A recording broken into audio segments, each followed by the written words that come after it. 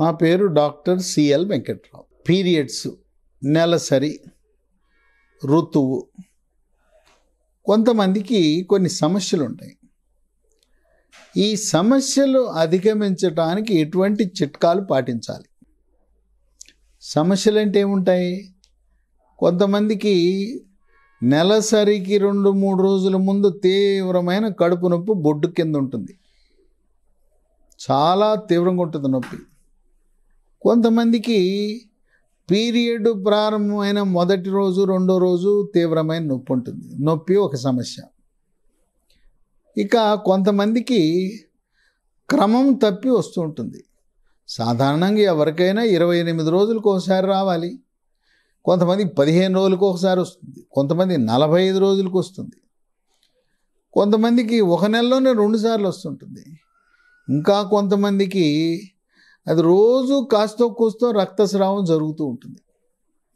ఇట్లా క్రమము తప్పి పీరియడ్స్ రావటం. అదే కాకుండా నెలసరి సమయంలో కొంతమందికి అతి తక్కువ రక్తస్రావం జరుగుతుంది, ఏదో వచ్చి రానట్టుగా ఉంటుంది. ఒకరోజు 2 రోజులు ఏదో కొద్దిగా వస్తుంది, అక్కడితో ఆగిపోతుంది. కొంతమందికి అసలు 2-3 నెలలు రానే రాదు. మనం డెలివరీ అయిన తర్వాత పిల్లలకు పాలిస్తున్న సమయంలో 3 నెలలో 6 నెలలో పీరియడ్స్ రాకపోతే సహజం. కానీ కొంతమందికి 1 నెల రాదు, 2 నెలలు రాదు, 3 నెలలు రాదు, కొంతమందికి అసలు 6 నెలలే రాకుండా ఉంటుంది. ఇదొక సమస్య. దీంతోపాటు కొంతమందికి రోజు ఆ ఋతువు ప్రారంభమగానే రక్తం ఎక్కువ పోతూ ఉంటుంది, గడ్డలు పోతూ ఉంటుంది. ఈ ఋతువులో రక్తం ఎక్కువ పోవటం వల్ల రక్తహీనత వస్తుంది. సాధారణంగా 3 నుంచి 5 రోజుల్లో ఆగిపోవాలి. మొదటి రోజు ఎక్కువ ఉంటుంది, క్రమేణా 5వ రోజు తగ్గిపోవాలి. ఇది కొంతమందికి 10 రోజులు అవుతుంది. ఈ విధంగా రకరకాల ఋతు క్రమంలో సమస్యలు ఉంటాయి. లేడీ డాక్టర్ని సంప్రదించండి, అంటే గైనకాలజిస్ట్ని సంప్రదించండి. ఎండోక్రైనాలజిస్ట్ యొక్క సలహా కూడా తీసుకుంటే హార్మోన్ల యొక్క సమతుల్యత లోపించినప్పుడు రక్తములో హార్మోన్ల యొక్క పరిమాణాన్ని అంచనా వేసి రక్త పరీక్షలు చేసి దాని సమతుల్యతకు కావలసిన మందులు వాడతారు. దీనికి కొన్ని చిట్కా వైద్యాలు ఉన్నాయి. చిట్కా వైద్యాలతో కూడా చాలామందికి ఉపశమనం కలుగుతుంది. ఒకటి, కొద్దిగా పచ్చిగా ఉండే బొప్పాయి పండు ముక్కలు తింటే నెలసరి క్రమబద్ధీకరణ జరుగుతుంది. 2, పసుపు వినియోగం. పసుపుని మనం కూరల్లో వేసుకుంటాం, పసుపుని పులిహోరలో వేసుకుంటాం, పసుపులు సాంబార్లో వేసుకుంటాం, చింతపండు రసంలో వేసుకుంటాం. కానీ ఉదయం 1 గ్లాసు, రాత్రి 1 గ్లాసు పాలల్లో కొద్దిగా పసుపు, మిరియాల పొడి, చక్కెర కాకుండా తాటి బెల్లం కానీ లేదు ఎండు ఖర్జూరం పొడి కానీ వేసుకుని పసుపు వల్ల మేలు జరుగుతుంది. 3వది, అలోవెరా జెల్ అని మార్కెట్లో దొరుకుతుంది. ఈ అలోవెరా జెల్ని 1 స్పూన్ ప్రతిరోజు వినియోగించడం ద్వారా ఋతు క్రమబద్ధీకరణ జరుగుతుంది. ఇక 4, అల్లం రసం కానీ అల్లం పేస్ట్ కానీ తేనెతో కలిపి తాగటం వల్ల కూడా నెలసరి క్రమబద్ధీకరణ జరుగుతుంది.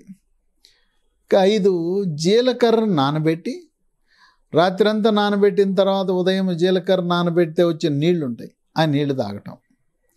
ఇక 6, దాల్చిన చెక్క పొడి చేసి దాన్ని పాలల్లో వేసి తాగితే కూడా ఉదయము రాత్రి 2 గ్లాసులు పాలు తాగితే కూడా క్రమబద్ధీకరణ ఋతువు జరుగుతుంది. 7, సోయా చిక్కుళ్ళు, సోయాబీన్స్. ఈ సోయా చిక్కుళ్ళలో మన శరీరంలో ఉండే అండకోశములో ఉత్పత్తి అయ్యే ఈస్ట్రోజన్ హార్మోన్ లాంటివి ఈ సోయా చిక్కుళ్ళలో కూడా దాన్ని మొక్క నుంచి వస్తుంది కనుక దాన్ని ఫైటో ఈస్ట్రోజన్లు అంటారు, అవి ఉంటాయి. కనుక సోయా చిక్కుళ్ళు నానబెట్టి మిక్సీలో వేసి పాలు తయారు చేసి వేడి చేసుకొని తాగొచ్చు. సోయా చిక్కుళ్ళను కూరల్లో వాడుకోవచ్చు. సోయా చిక్కుడు పిండితో రొట్టెలు తయారు చేసి అవి వాడచ్చు.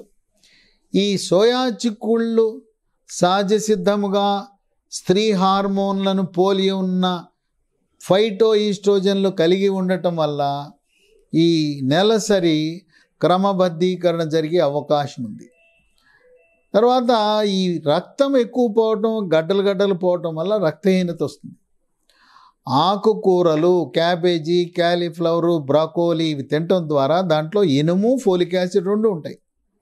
అట్లాగే డ్రై ఫ్రూట్స్, బాదం, జీడిపప్పు, పిస్తా, అంజీర్, ఆప్రికాట్, అక్రూట్ ఇవన్నీ తినటం ద్వారా మహిళలకి నెలసరి సమస్యల వల్ల వచ్చే బలహీనత పోతుంది.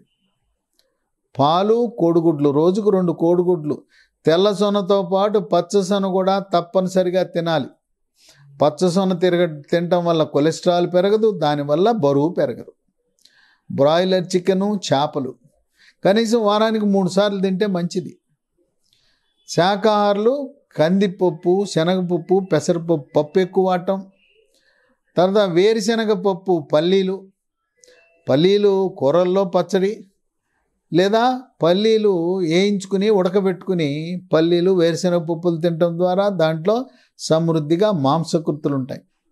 ఇటువంటి నియమాలు పాటించటం ద్వారా నెలసరి సమస్యలు ఉన్నవాళ్ళు ఎండోక్రైనాలజిస్ట్ని, గైనకాలజిస్ట్ని ఇద్దరిని సంప్రదించి ఈ సమస్యను అధిగమించవచ్చు.